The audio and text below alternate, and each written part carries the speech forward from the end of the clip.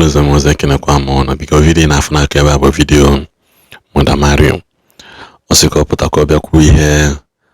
Reverend Father Name disgrace and they had leak on social media. No more for the past few weeks now, getting to 1 month now. Father J. is busy disgracing Catholic and other Catholic bodies on social media, but she has kept quiet. He has always sourcing. Father Biko, Imalonye Major again. Go there and address the person. Rather than even attach image of the whole Catholics nine. But a father no quite, but a father no quite, but no or they can seek help from any other person to be dragging or to help you to fight your battle that you picked up upon yourself. That no which has some statement this father may go. That it doesn't warrant. So that she has been busy all this while that she have come to plead to everybody. Father Biko. Na imagine no zugo. No this more okwu anomagas na ekwesigo ka akwụsị ikwu ya.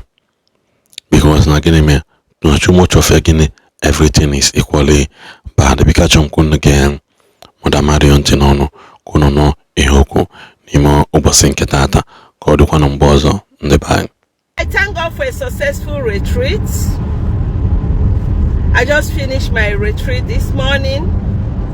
Getting ready for my silver jubilee coming up on Sunday, 10th August 2025.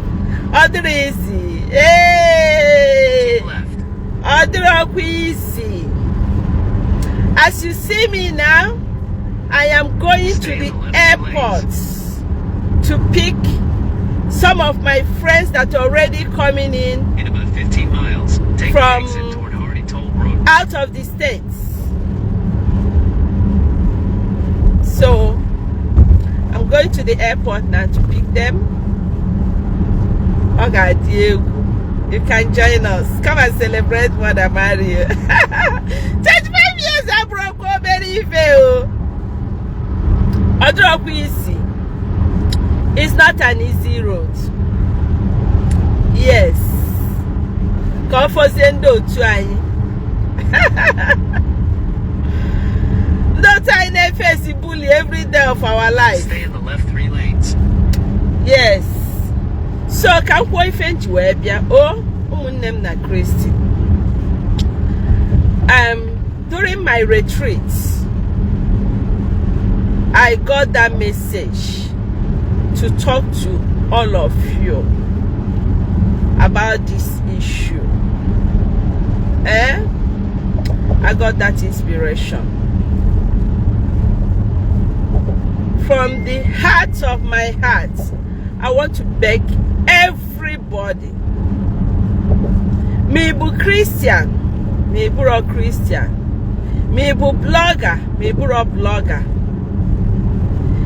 Me we Zionite, me who has Zionite, me who an adorer, me who an adorer. I want to beg everybody, please, in the name of Jesus Christ of Nazareth, stop insulting our praise. Biko,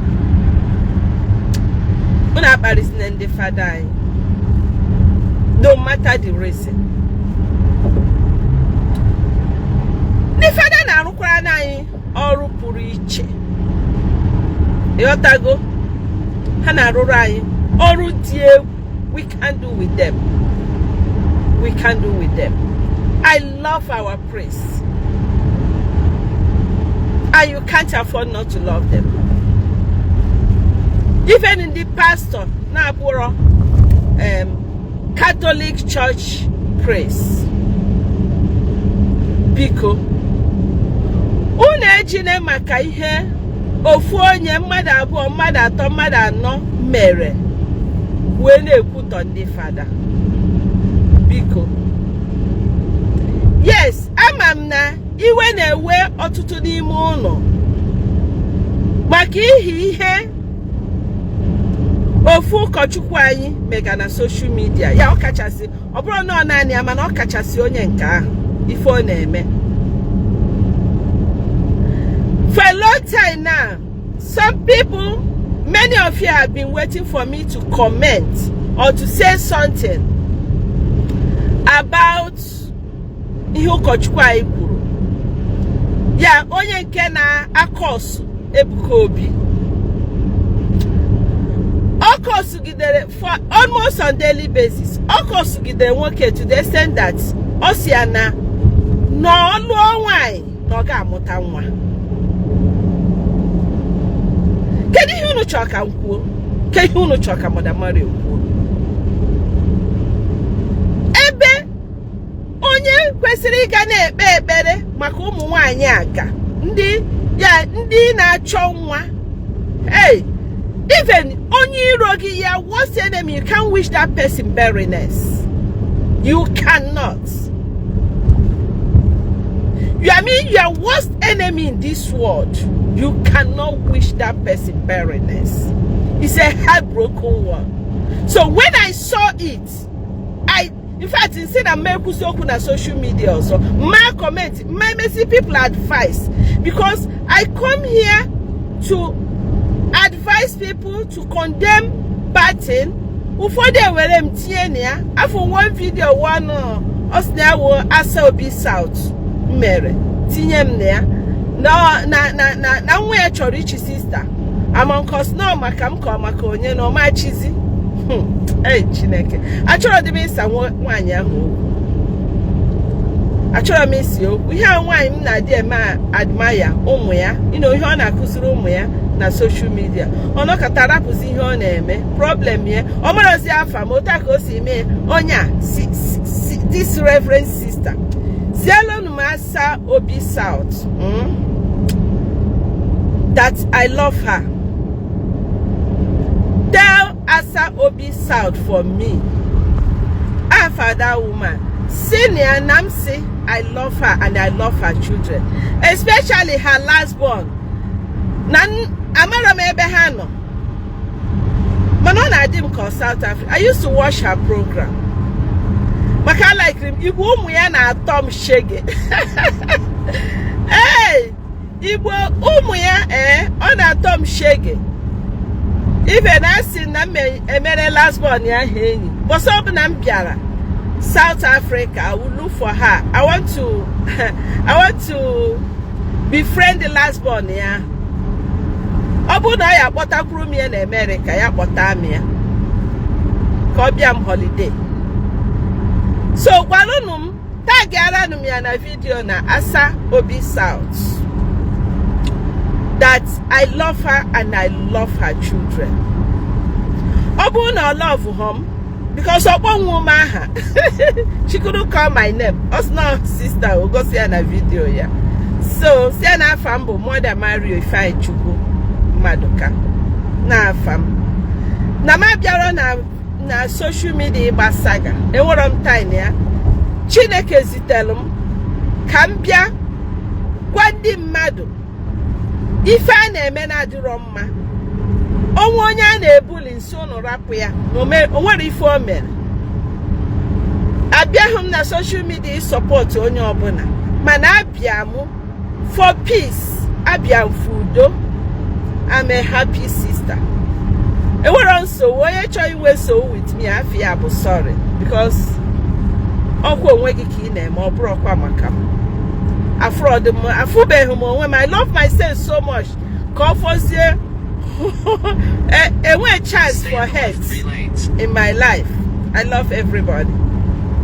Okay, so for a long time now, a lot of saga gaga on social media, especially since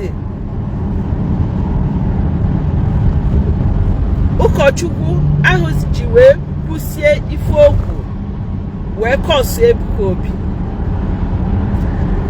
Amara m Ebuka Obi ọ chọkwara ịnụ nwanyị ka ọ chọọ idobe onwe ya dịka St. Paul si wee dobe onwe wee rụọ ọrụ Chukwu ọrụ bọsị ọ bụ uche Chukwu ọkpọrọ ya. Mana ọ bụrụ na o mekie ọ bụ mind ya ịnụ nwanyị onye na-akọsụ ya na-akọsụ onwe ya. Any course in nyere n'ụwa to onye aka ya dị ọcha is back to sender. Ana agara nke ahụ ana ele ya anya onye aka ya dị ọcha na-enwere ife o mere gị na course ya is back to sender. And every day of our life If anyi na-ekpe ekpere bụ ka Chineke expose ora anyị onye iro anyị. There are lots of people who pretend to be our friend, but in truth they are not our friend. They hate us, they jealous us, they bite you. But expose your secret enemies. One day, people can pretend too long. You cannot pretend too long. No matter how you pretend to love somebody, action speaks louder than voice. One day you'll be exposed. Unless that person is not godly, you'll be exposed. So I pray today for God to expose my enemies to me. Those who hate me, those who come near me, people who walk with me, but they are snakes. Oh, they are green snakes in green grass. God will expose them. Pray, God will expose your enemies for you. And I beg God to continue exposing Ebuka's enemies to him, so that all can be more careful. All that glitters are not gold. So biko obuno nwere ụkọchukwu ifili na blackmail ogi ọ na-eme ihe ụka na-achọrọ. You know, take appropriate way to handle it. Onwere ụkọchukwu mo ife na onye sister, ife ile na onye sister na blackmail oge na-eme ihe ọ na-ekwesịghị ime. Otu am n'ụgwa ife ile na m na-eme ihe m kwesịghị ime. Ịma ihe kwesịrị ime, ịchọ ngwa gị ihe ị ga-eme. Onye ọbụla nwere onye ọ na-erubere isi. Onye ọbụla ịchọba bishop onye, mother general onye, superior general onye, spiritual director onye. Osisi ka ị ga to family onye, si ha biko jikolata n'ụmụ n'aka. Ichozie ije court. Sue the person in the court for blackmailing you, for lying against you. It's allowed. Yes, it is allowed. But do not, because of Father Basurugiwe, ma woman ihe ala na asonso ikwere maka na akpari ndị fada niile. Maka onwe post mforo this morning ebe mmadụ na akpari ndị ụkọchukwu. Ai Chineke akwalụ m akwa maka gịnị zikwanụ ndị ụkọchukwu omezigi gịnị? This is the people that gives us sacraments. Sacrament of reconciliation, sacrament of matrimony, sacrament of baptism, sacrament, so many things. They are God's representative. We have sweet priests. When I say sweet, the Father Judah, when you encounter them, you love being a priest. When you encounter them, even the Holy Spirit na alone. Even kwa makandino na social media.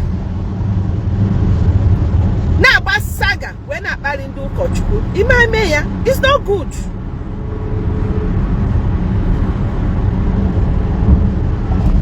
Ano gomu. Uno onyu kochuku ano. So, uno onyu kochuku ano go ta. Oburo ofu onye oburo abuo. O weru phone. Wa ofu n'ime ndị anu ifu kita. Unu ji maka ha wee na-akparị ndị ụkọchukwu. Si abiko, Father emesni ihe na-eme. You are not representing us well. This is not the Catholic priesthood monarchy chiri. Emesine ka ndị mmadụ kwere maka gị na-akparị anyị. Sorry, man, and they were surprised that the flowing day. The same Kochukwa happened to name hone. They quite hone. You know, in private. si ya ụkọchukwu emezina n'ihe emenihe onye ahụ ogere m ntị so ọ bụrụ na ụfọdụ ndị ụkọchukwu adịrị ekwu many of our priests fụrụ ihe ahụ ịfụrụ mana na ọ dịghọ mma na ụkọchukwu ama abịa na social media wee na-abụ mmadụ ọnụ n'ụdị ahụ ha ma adịghị agbagokwala mbọ ọtụtụ agbago mbọ ha nwere ike ịgba mana onye agwara kwe onye agwara nụ. So do not please because of ofu onye because of mmadụ abụọ ị na-akpali ndị ụkọchukwu si na ha bụ nke a ma nke a unu emezi na ọ dịrọ mma. Jesu ga-ewekwa iwe o, Jesu ga-ewekwa iwe biko. Abịa na America anyị a ka ngwa unu in those days onye ụkọchukwu mee ife ọjọọ ejekwa ụka akwụkwọ ụka wee kwụgburu onwe ha n'ụgwọ. Kịta onye ọbụla mere ife o merie n'isi ime agba ụka akwụkwọ ime agba diocese ime agba chọọchị atọl ime mie onye ahụ mere ihe ahụ nyenwa ya ejezi azịza ya. And I'm sure amarọ m ọ dịghị otu ahụ na Nigeria, amarọ m ọkwa na other African countries. So onwe onye tụrụ asị tụgide gị bụ onye sista ma ọ bụ onye ụkọchukwu o wute gị ọ bụrụ na ime agbagharanwu jee kpọọ sue ya unu ekpebe but leave others alone. Yeah, rapụnụ unu ekwutọsi na ndị echi even the pastors ndị ụka ọzọ enwe good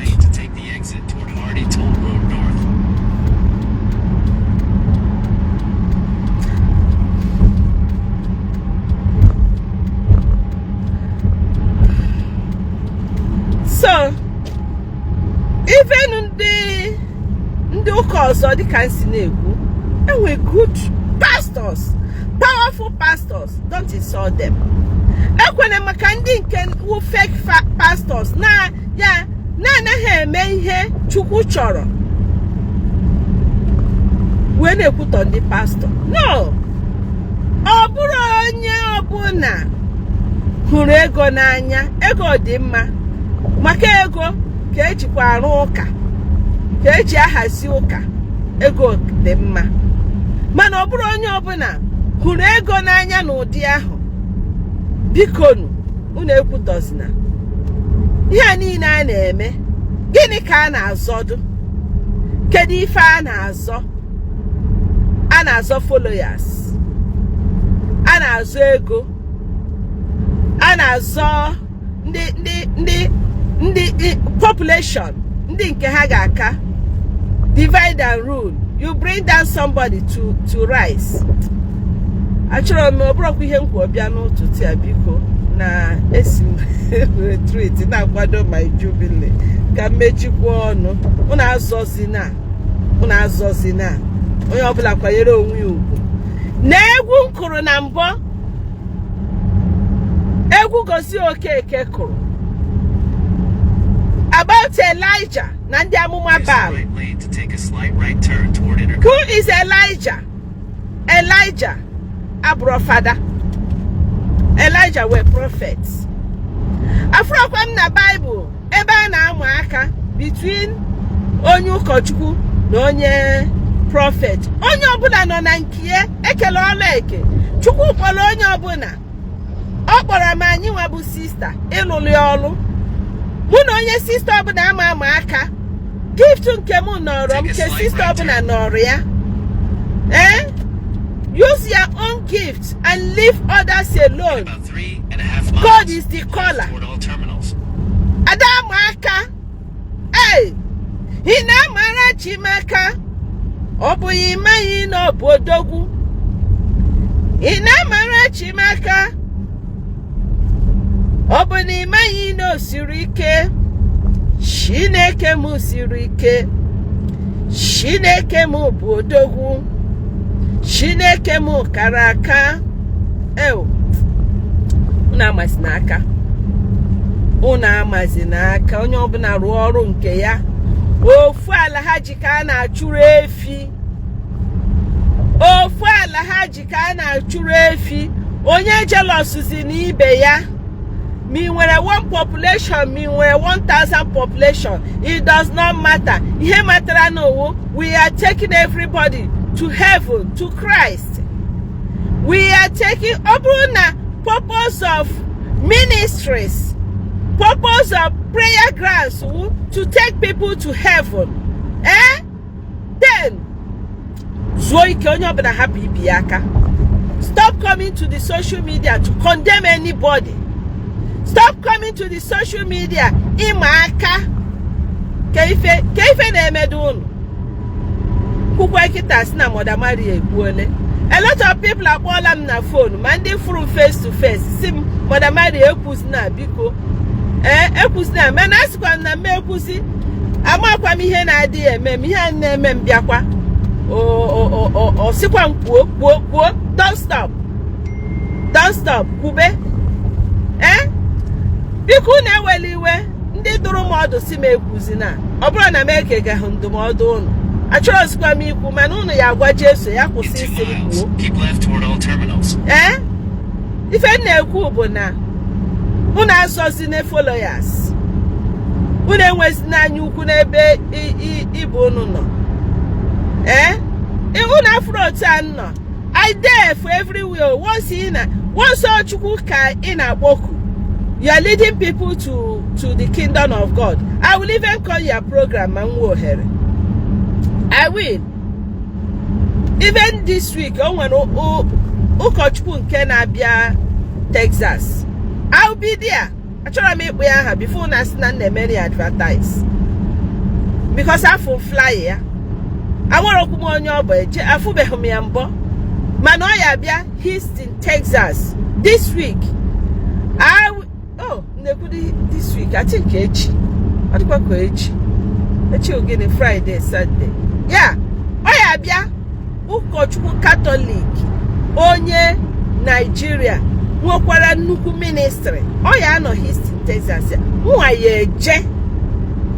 Jai ike. Ife na-eje ụka m je onye ike si ya. Jisi ike n'ọrụ ị na-arụ.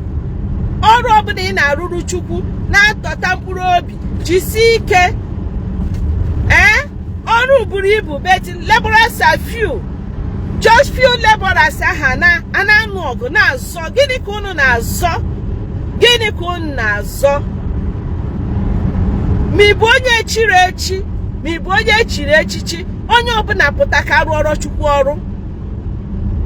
Onye ọbụla pụta ka arụ ọrụ Chukwu. Ihe Chukwu dị interested in what you are doing for him. Obro ife ibu, obro your title, obro your status. Ekwugo m here many times. Who cares about your title and your status in the heaven? Go to the Bible, you see a lot of things the apostles did. A lot of things, you know, people of God. Keep left, then continue on to John F. Kennedy Boulevard. Men ruo Chukwu ọrụ dị ebube. Na-abịa reba na amagharị aka. Then arrive at your destination. Ana amagharị aka. Tomorrow na onye kwuchi anyị anwa ahịa abụọ diseased. The disease. Arrive at George Bush Intercontinental The Airport. body. Arrived. Ana ama aka na-enwere isi na ọdụ. Chineke mere anyị ebere.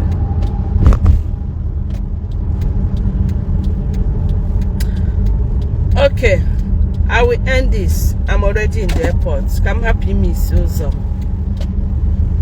Okay.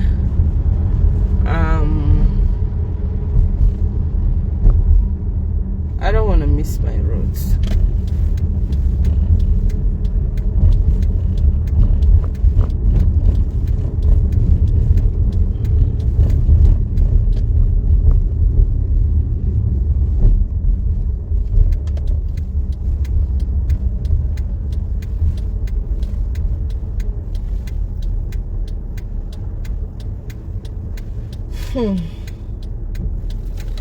Okay. Yeah. I want to park my car. Okay, so Biko, please. Do not stop insulting our priests. Love them. Oh, Biko, Anamayo.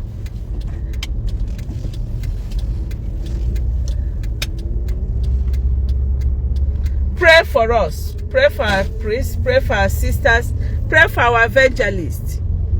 Pray for Evangelist Ebukobi. Pray for all pastors.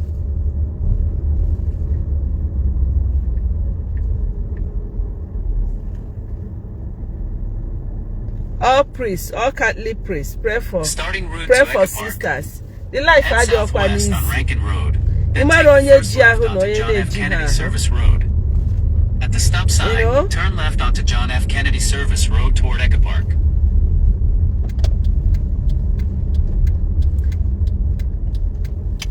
Kono from ne defend the brother Ebuka. Sisterapia. No, Funuga can na bury onye father. Have you ever seen it? How can I insult a priest? Even when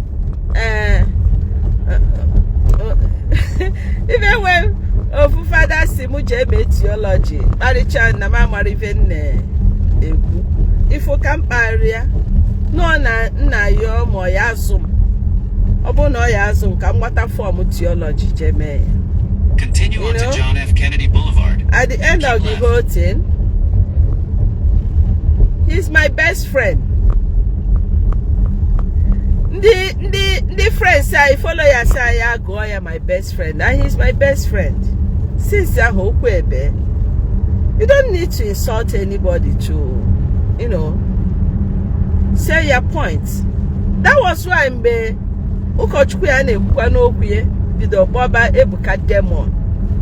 Use the left lane to and keep the left. rest of them. I cried. My heart was broken. See, my brother mama squeal on them. Keep left, then make a U-turn. At the stop sign, use the left lane to make a U-turn.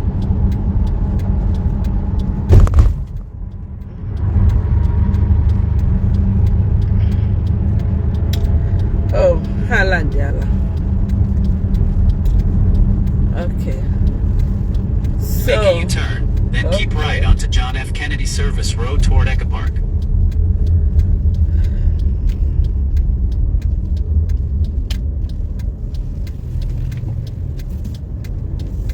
Okay, I'm gonna leave you now. Before Memi is here, I love you all. I love you. Thank you for following me. Share this message, please. Share this message. May God bless you all. Bless you all. Keep me in your prayers as I celebrate my silver jubilee. I'm expecting my gift, so didn't you be gift? Send my gift. Okay? Bye. I love you. Love you.